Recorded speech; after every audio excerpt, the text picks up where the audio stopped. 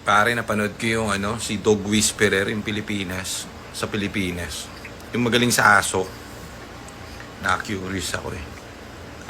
Meron kasi kami ditong aso. Dalawang aso. Makulit yan. As in talagang makulit yan. Di nakikinig yan. Titignan ko kung gagawin ko yung ginawa ni Dog Whisperer. Titignan ko lang kung uubra. Malay mo naman umubra. Gagawin natin. Chuchay. Kita mo? Nagwawala oh. Dapat daw hawak dito.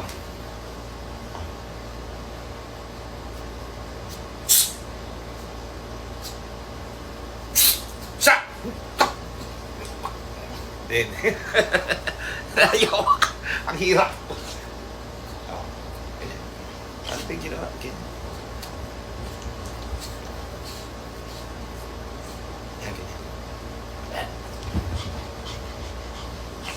Chico, come here. Oh, tarantado kami tayo ka. Gago pa.